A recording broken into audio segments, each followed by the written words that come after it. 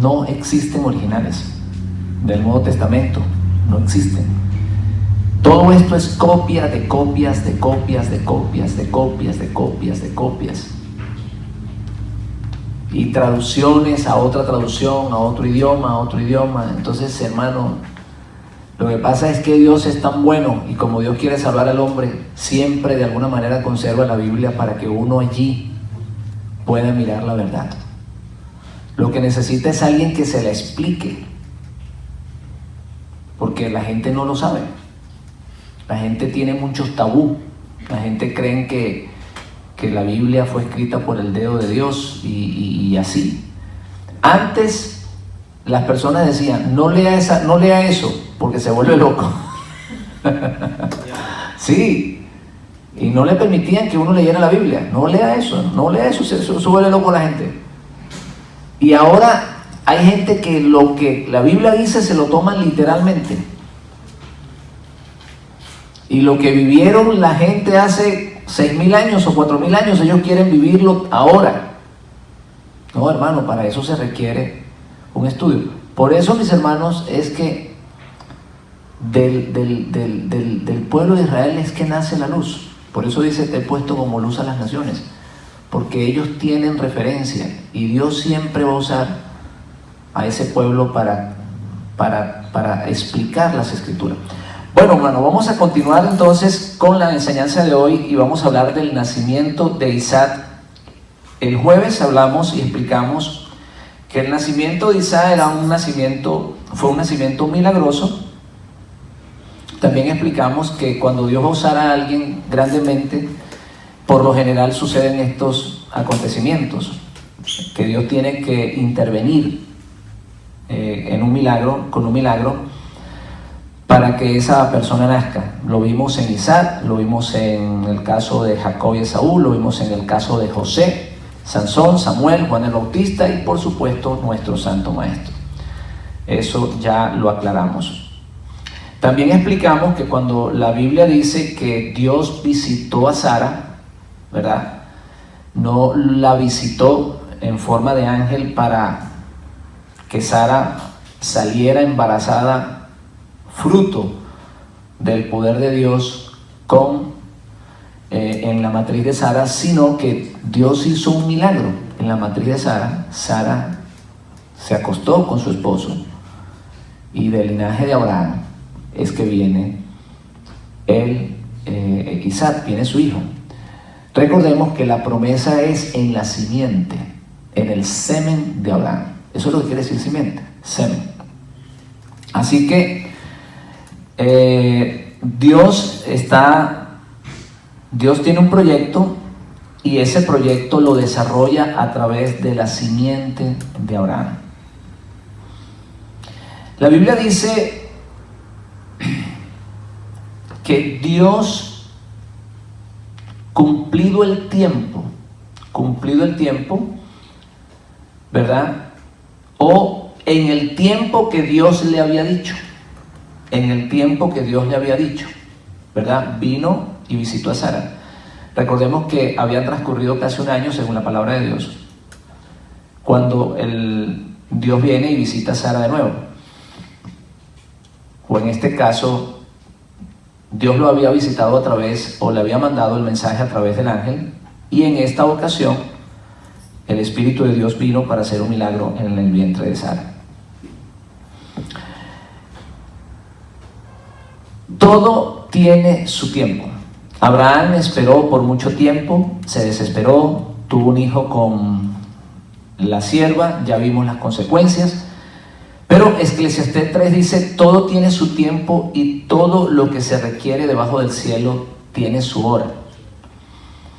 Hermanos, todo tiene su tiempo. No se desespere. Todo tiene su tiempo. Los errores que comete el ser humano es precisamente por eso, por no saber esperar. Yo he cometido, se lo digo por experiencia propia, porque es que uno tiene que ser sincero. Uno comete cantidad de errores por desesperarse, por no buscar la dirección de Dios. Lo primero que uno tiene que hacer es buscar la dirección de Dios, es orar. Cuando uno se va a mudar, cuando uno, hermano, hay que orar. Cuando uno va a hacer una inversión, todo eso, hay que orar. Sobre todo decisiones tan grandes como mudarse, por ejemplo, hermano, ore. ¿Para dónde me quiere Dios? ¿Dónde me quiere el Señor? Porque es que, hermano, no es así, nosotros no nos valemos, no nos pertenecemos a nosotros, le pertenecemos a Dios. Si usted está en un lugar y usted está recibiendo el alimento espiritual que su alma necesita, usted tiene que tener cuidado para dónde se va. Y por allá puede haber mucha plata, mucho trabajo, muchas cosas, pero si no hay el alimento espiritual, terminarás muerto espiritualmente y los bolsillos llenos de dinero. Entonces tenemos que orar, hermano, buscar la dirección de Dios para todas las cosas. Es difícil trabajar, hermanos, en el tiempo de Dios, pero Dios nos va a ayudar. Lo que nos lleva a cometer apresuradamente errores que lamentamos y nos harán sufrir. De aquí el consultar con Dios, necesitamos hablar con Dios. Para cada paso que vayamos a dar. Si no vimos la respuesta, nos toca seguir orando. A veces uno dice, Señor, háblame, y uno no oye nada, no siente nada. Pues quédate tranquilo, Él va a hablar. Eso le pasó a Abraham. Abraham estaba desesperado y cometió el error de acostarse con la sierva. Aprendamos, hermanos, de esto. ¿Qué podemos aprender de Isaac? ¿Qué podemos aprender de Isaac? Isaac nace, Isaac es el hijo amado por su padre. Y Isaac se presenta en esta situación. Dios le dice a Abraham, entrégame a tu hijo, ofrécemelo en sacrificio. A mí me llama la atención que Isaac no rehúsa nada. Isaac no rehúsa. Isaac obedece a su padre, se va al lugar que su padre le dice que hay que ir. Es más, él carga la leña para el sacrificio. Y él está dispuesto a obedecer a su padre en todo. ¿Por qué le decía yo que Isaac es el mejor tipo del Mesías? Por esto, porque Isaac es obediente. De aquí la importancia de la obediencia, hermanos. De aquí la importancia de la obediencia. ¿Qué fue lo que exaltó al Mesías? La obediencia. Haya en vosotros el sentir que hubo en el Mesías, el cual siendo que en forma de Dios, no escatimó ser igual a Dios, sino que fue obediente. Se somete y es obediente hasta la muerte. Entonces, hermanos, aprendamos de Isaac esto.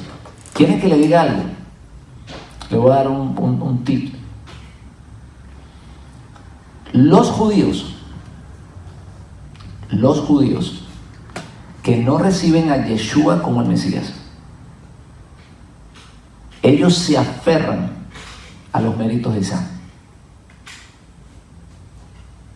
Si estamos entendiendo lo que le estoy diciendo, así como nosotros nos acercamos a la presencia del Padre por los méritos del Mesías, ellos lo hacen por los méritos de Isaac. Mire qué estima tienen de este hombre, de Isaac. En otras palabras, lo usan como intermediario, vamos a decirlo de esa manera.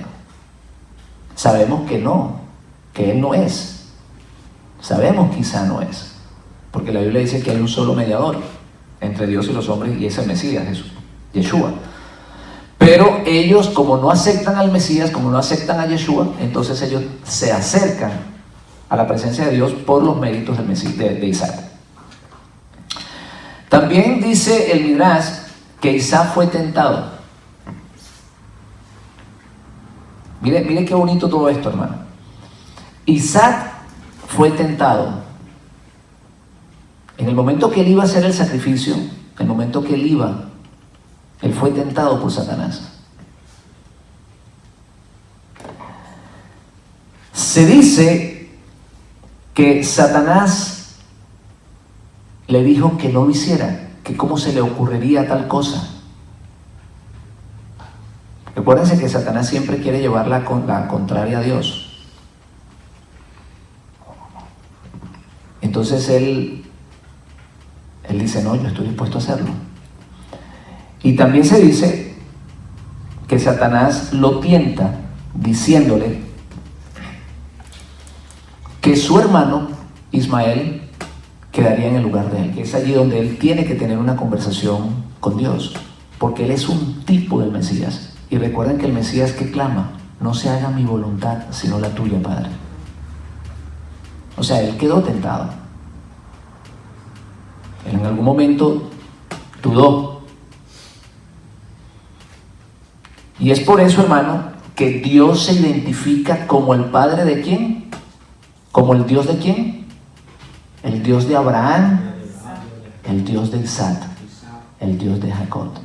Porque fueron grandes hombres. Hombres que se entregaron totalmente a la voluntad de Dios. Así que Satanás lo tenta, pero él está dispuesto a cumplir la voluntad del Padre. Algo que vimos claramente en el Getsemaní. Y por eso sabemos y llegamos a la conclusión que ese espíritu, digamos, esa entrega, esa obediencia de Isaac, era el hombre ideal por el cual vendría el linaje del Mesías. O sea, que la obediencia del Mesías, esa obediencia del Mesías, venía de ese linaje, del linaje de Abraham y del linaje de Isaac. Por eso es que el Mesías, hermano, el Mesías tenía que venir de Abraham. Era el que estaba prometido. Y cuando nosotros vemos ese escenario de que Isaac coge la leña y se va hacia el monte, en obediencia total, sabiendo que él era el sacrificio, porque él dice, Padre, yo miro la leña, miro el altar, pero ¿dónde está el sacrificio? Entonces él inmediatamente entiende, no, pues el sacrificio soy yo, pero él no rehúsa hacerlo. Y por eso es que se concluye de que de allí, de Isaac, viene, digamos, ese espíritu de obediencia que el Mesías tiene, porque él hace precisamente la voluntad del Padre. Continuamos. Vamos a entrar ahora en la parte, en el capítulo 21, del versículo 9 al 14, donde Agar e Ismael son echados. Recuerden que la sierva se enaltece, comienza a darle celos de nuevo comienzan a tener problemas. ¿Sabían que Isaac e Ismael comenzaron a tener problemas desde pequeños? Y eso sucede también con Jacob y Esaú. Vuelve otra vez Sara a ponerse brava y definitivamente le dice, mira, se me van, aquí no los quiero. Así que Abraham consulta con Dios y esta vez Dios le dice, obedece hazle caso a tu esposa y sí, definitivamente dile que se vayan. Sin embargo, si nosotros leemos esto así fríamente, diríamos, hombre, Dios es malo. ¿Cómo Dios le va a decir a esta mujer que básicamente es una víctima, pues, de los deseos de Sara, y a ese niño que se vayan por el desierto, y que Dios apoye esto? Hermanos, vamos a ver claramente que Dios no los abandonó. Dios los guardó en el camino. Y no solo esto, Dios los bendijo grandemente. Si no, vaya usted a Arabia y haga un hueco en la tierra para que usted vea lo que sale. Donde quiera hay petróleo. Tienen todo el dinero. Viven como millonarios. Bueno, los príncipes, me imagino que hay pueblo que vive también en desgracia, como en todos los lugares. Pero ha sido una tierra bendecida. Y eso es precisamente porque ellos son hijos de Abraham. Hay lugares que Los carros de policía son Ferraris. Imagínese usted, hermano, de lo bendecido que son los árabes. Ellos son hijos de Abraham.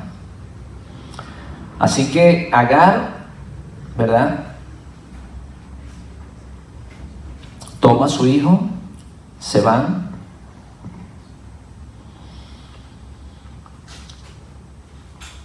Y el capítulo 21 habla de que Agar,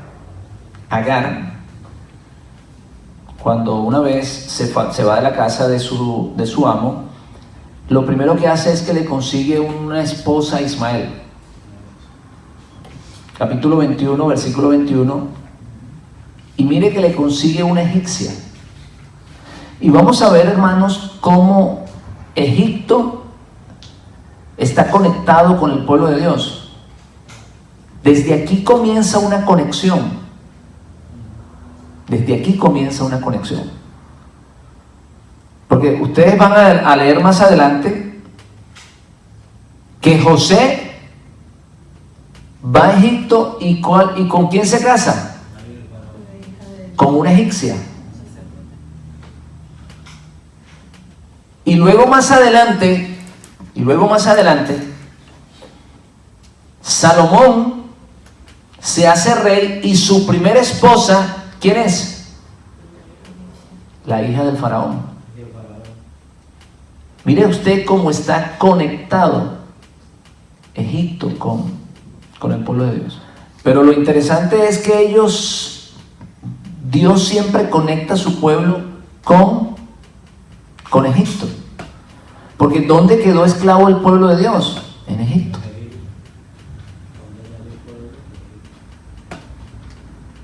¿De dónde sale el pueblo de Dios para la tierra prometida? De Egipto. O sea que el pueblo de Dios de alguna manera se conecta con Egipto. Es que Egipto representa el mundo. Si ustedes se dan cuenta, José lleva al niño ¿a dónde? A Egipto. Y allá lo tiene por un tiempo.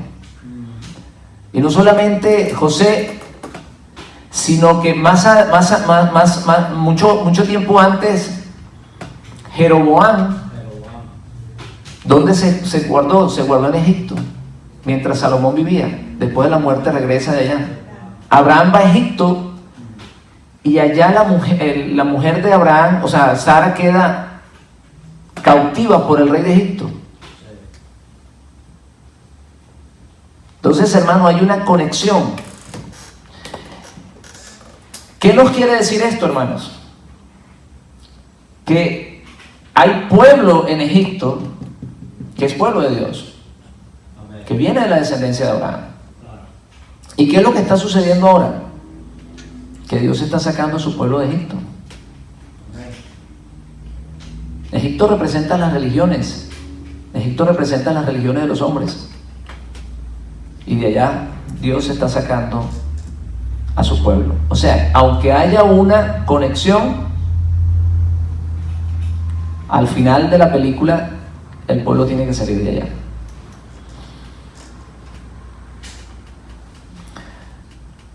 En otras palabras, los egipcios o árabes están bajo la promesa de Dios porque ellos tienen el linaje de Abraham. En cualquier momento ellos van a despertar. Que eso ya lo expliqué antes, que los árabes van a despertar de ese sueño letal que tienen y van a reconocer al Mesías y van a ser salvos. Cuando Israel le entrega la tierra prometida en el 1948, es invadida por varios países. Y dentro de esos países, ¿sabes quién participa en contra de Israel? Egipto. En la guerra de los 6 días, hermanos, es Egipto el que lidera la guerra contra Israel. Y el propósito no era luchar contra ellos, el propósito era desaparecerlos. Por eso todo esto es interesantísimo. Sin embargo, Dios va a hacer que ellos se arrepientan. Dios va a hacer que ellos se arrepientan.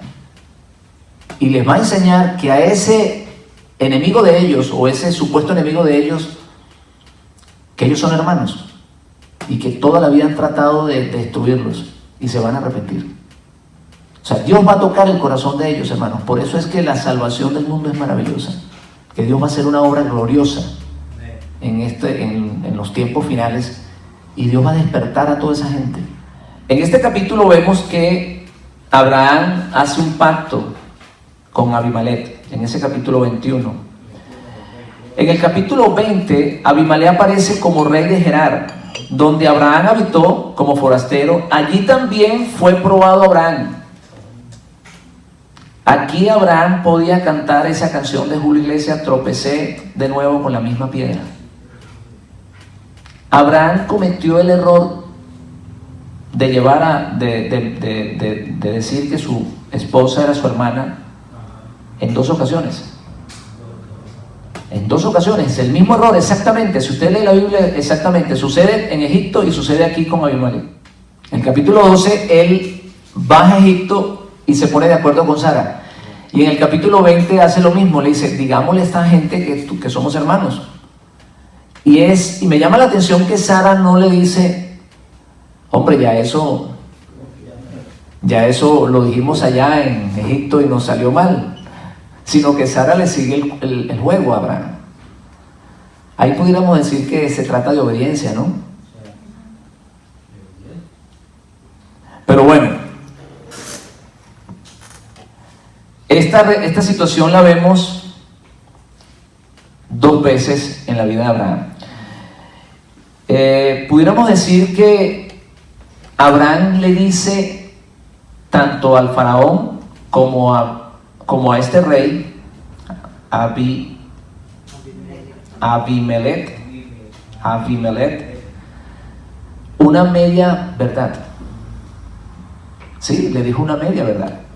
En otras palabras, le dijo una mentira. Continuamos la enseñanza y vemos aquí en el capítulo, vemos la entrada del sacrificio de Isaac, donde Isaac es llevado, como ya explicamos antes, Isaac es llevado al monte y a la tierra de Moriat, o al monte Moriat.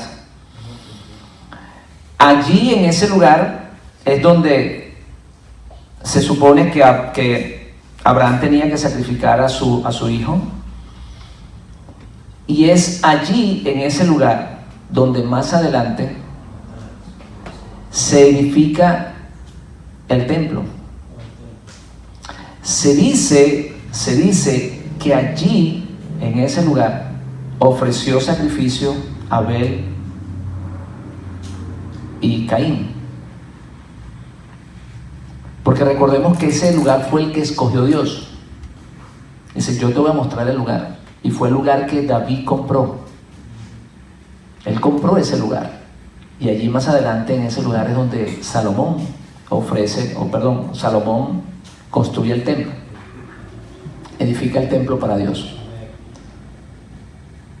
Por eso la Biblia dice que el lugar que yo te mostraré, para yo colocar mi nombre.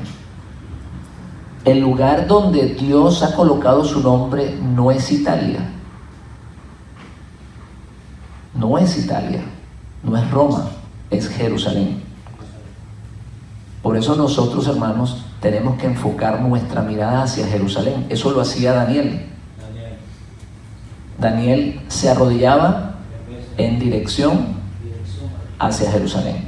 Ese es el lugar que Dios ha escogido. Ese es el lugar que Dios nos tiene a nosotros. Nos está mandando para otro lugar, pero Dios ha escogido un lugar para nosotros. Y esa es la tierra prometida. Ese es el lugar que Él ha escogido. Allí estará su presencia. Ustedes recuerdan que nosotros hemos estudiado y hemos llegado a la conclusión que Dios no pide sacrificios humanos. Dios no pide sacrificios humanos. Entonces, ¿cómo aquí nos encontramos que Dios le dice a Abraham que tiene que sacrificar a su hijo? Dice, sacrifícamelo. ¿qué hacen los estudiosos de la Biblia cuando se encuentran este pasaje? Porque ellos saben que Dios no permite o que no exige, sacrificios humanos. Pero ellos se encuentran con este escenario en las Escrituras. ¿Qué es lo que ellos tienen que hacer en este momento? Y allí es donde hay que ir o buscar, digamos, otras fuentes para nosotros concluir. Se dice que los estudiosos o los sabios del Talmud llegan a comparar este suceso con el suceso de Job. ¿Sí se acuerdan lo que sucedió con Job? Que Job era un hombre sabio, era un hombre fiel. ¿Sí recuerdan lo de Job, no? Que era un hombre fiel. ¿Y qué dicen las Escrituras? Que un día se acercó Satanás y le dijo: Él te es fiel porque tú lo prosperas. Y es cuando Dios le permite a Satanás, ¿qué cosa? Que actúe en contra de Job, que lo hiera, que hiera a su familia, que hiera su cuerpo, que le quite sus riquezas, sus hijos y todo eso. Y luego, ¿qué sucedió? Que Job salió victorioso y por ende Dios lo bendijo mucho más y su postrer estado vino a ser mejor que el primero. Dice que allí Job golpeó a Satanás porque se mantuvo firme adorando al único Dios verdadero y aceptando la voluntad de Dios, y nunca maldijo a Dios. Entonces, el escenario que estamos viviendo con Abraham y su hijo es exactamente algo parecido. Se cree que Satanás le dice a Dios: Abraham te es fiel, pero pídele el hijo para que tú veas que no te lo va a dar. Esa es la única conclusión que ellos llegan. Él te es fiel, pero pídele lo que más quiere y verás que no te lo va a ofrecer. Hermanos, tenemos que entender esto. La palabra de Dios dice que Abraham fue probado, pero sabemos que Dios conoce todas las cosas. Dios sabe el final desde el principio. Él sabía que Abraham lo iba a ofrecer, porque Él conoce todo. Él conoce el corazón de cada uno de nosotros. Entonces, ¿por qué Dios le pide eso a Abraham? Cuando nosotros nos encontramos en este escenario bíblico, es donde hay preguntas que de repente no tienen respuestas y es donde hay que acudir a estos medios. Entonces, los sabios del Talmud llegan a esta conclusión. Tenemos que encontrar un episodio en la Biblia que podamos relacionar con este acontecimiento, y encuentran el escenario de Job. Entonces, por eso se cree que Abraham fue probado, no para probarle a Dios, porque Dios lo sabe todo. Dios sabía que él iba a obedecer, sino para darle un golpe a Satán. Y es por eso que le dice: hagámoslo. Yo te voy a mostrar que Él me es fiel. Y fue y le pidió el hijo. Y Abraham fue y lo iba a ofrecer. Por eso, mis hermanos, es que por esa razón es que se le considera a Abraham ese acto como justicia. Y por eso se considera, y por eso Dios le considera a Abraham que Él lo sacrificó. Y no solamente a Abraham le considera la fe, sino que se la considera a Isaac. Porque Isaac estaba dispuesto a morir sabiendo que él podía resucitar también. Y esto, hermano, es lo que nos lleva al Gólgota. El Mesías está dispuesto a entregar su vida porque sabe a quién se la va a entregar. sabe a quién se la va a entregar, sabe que al tercer día Dios lo iba a levantar de entre los muertos.